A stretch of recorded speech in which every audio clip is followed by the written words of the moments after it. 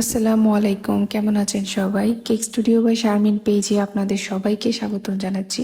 তো আজকে হচ্ছে আমি আপনাদের সাথে একটা অন্যরকম ফ্লেভারের কেক শেয়ার করব। আর এটা তো আপনারা হয়তোবা দেখে বুঝেই ফেলেছেন যে আজকে আমি কি ফ্লেভারের কেক করতে যাচ্ছি।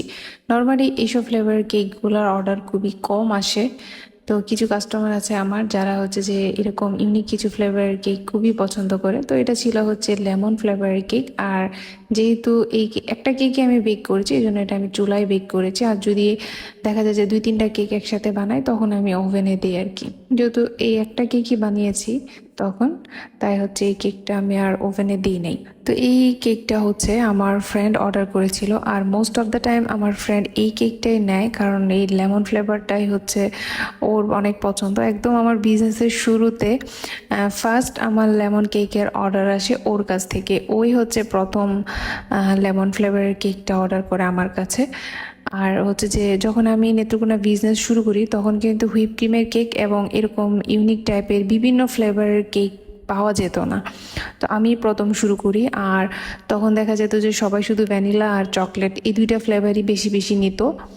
আর অরেঞ্জ ফ্লেভারটা আমি সাজেস্ট করতাম অনেককে যারা একটু অন্যরকম আলাদা ফ্লেভার খেতে চায়, কারণ অরেঞ্জ ফ্লেভারটা হচ্ছে পার্সোনালি আমার অনেক পছন্দ, এই জন্য আর কি। তো একদিন হচ্ছে আমার ফ্রেন্ড হচ্ছে লেমন ফ্লেভারটা অর্ডার করে, তখন যখন আমি আমার পেজে এই লেমন ফ্লেভার কেকের ছবিগুলো আপলোড করি তখন দেখা যায় যে আরও অনেকগুলা লেমন ফ্লেভার কেকের অর্ডার আসে, কারণ মানুষ তো দেখলে আসলে জানতে পারে, আর না হলে তো বুঝতে পারে না আসলে। অর্ডারের আমার কেকের চার্টের মধ্যে যে ফ্লেভারের নাম ছিল, এরপরে অনেকে অর্ডার করে নাই। যখন দেখছে যে একজন অর্ডার করছে তখন কিন্তু তারা ইন্সপায়ার হয়ে তারাও অর্ডার করে।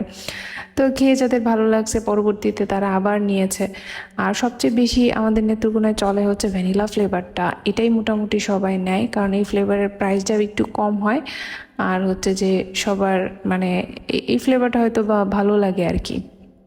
তারপর চকলেট ফ্লেভারটা নেয়, এই আর কি। আমাদের যেহেতু মফস্বল শহর, ছোট শহর, আর আগে একদমই কেকের বিজনেস দোকান কম ছিল। আর হচ্ছে যে হোমমেড কেকও তো তেমন ছিলই না, আর এখনও হোমমেড কেক অনেকেই শুরু করেছে, তারপরে আবার দোকানও হয়েছে অনেকগুলা, যার জন্য আর কি। তো ভয়েস ওভার দিচ্ছি বিড়াল, তুমি এখান থেকে যাও। তো অনেকেই বলেন না যে আপু আপনার ভিডিও খুব ভালো লাগে, কেন ভিডিও দেন না? মানে এই যে ভয়েস ওভার দেওয়ার যে টাইমিংটা মেনটেন করতে পারি না বা পারফেক্টলি দিতে পারি না, এটাই হচ্ছে মেন রিজন আমার ভিডিও না দেওয়ার। সবসময় আমার ফোনে কয়েকটা করে ভিডিও জমে থাকে। দেখা যায় যে ঈদের আগের এখনও অনেক ভিডিও জমে আছে, আমি ভয়েস ওভার দিয়ে যে আপলোড করব এখনও করতে পারতেছি না, যার জন্য হচ্ছে ফোনের স্টোরেজও অনেক বেশি থাকে না, যার জন্য হচ্ছে নতুন করে আর ভিডিও মানে শ্যুট করা হচ্ছে না। দেখবেন যে আমার পেজে অনেক ধরনের কেকের ছবি আমি আপলোড করি, কিন্তু ভিডিও কিন্তু ওইভাবে দিতে পারছি না ওইগুলার। তো এই আর কি বিষয়। তো যাই হোক, বিড়ালটাকে অনেক কষ্টে বের করলাম। আর হচ্ছে ওইটা আমাদের পালিত বিড়াল না, এইদিকেই থাকে আর কি, কিন্তু আমরা হচ্ছে আমাদের খাবার, এই যে মাছ টাছ যেগুলো থাকে খাবার, ওইগুলো হচ্ছে আমরা ওদেরকে বাইরে এইভাবে দিয়ে রাখি, ওরা খায়।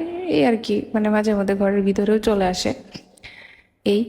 তো এই যে আপনাদের সাথে কথা বলতে বলতে কিন্তু আমার ফ্রেন্ডের কেকটা অলমোস্ট কমপ্লিটই হয়ে যাচ্ছে। আর এই কেকটা হচ্ছে সে তার লাগবে যেদিন, এই দিনই সে দুপুরবেলা অর্ডার করছে।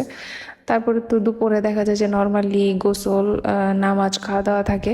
তো আমি যেটা করেছি, গোসল করে নামাজ পড়ে হচ্ছে ওর কেকটা বেক হইতে দিয়ে দিছি। তারপরে হচ্ছে বাকি কাজ টাজ করে আমার বাচ্চাকে খাওয়ানো, আমার খাওয়া দাওয়া সব কিছু শেষ করে তারপরে কেকটা ফ্রস্টিং করি। তারপরে ওই যে স্টিকার, অন্যান্য আদার্স কাজগুলা, ক্রিম বিট করা, এগুলা করে মানে কি ফ্রিজে কেকটা সেট হতে রেখে তারপরে বাকি কাজগুলো করে তারপরে হচ্ছে ডিজাইনটা আমি করি আর কি। এরপরও হচ্ছে আমার কেকটা কমপ্লিট করতে করতে প্রায় 6:30টার মতো বেজে গেছিলো। আর আমি ওকে বলছিলাম যে সন্ধ্যার আগেই হচ্ছে কেকটা দেওয়ার আমি চেষ্টা করব, যেহেতু মাগরিবের আজান দিতে দিতে প্রায় 7টার মতো বেজে যায়, 7টার আগে আজান দেয়, এই হচ্ছে বিষয়। আর এই কেকটা হচ্ছে আমার ফ্রেন্ড নিজে এসে নিয়ে যায়।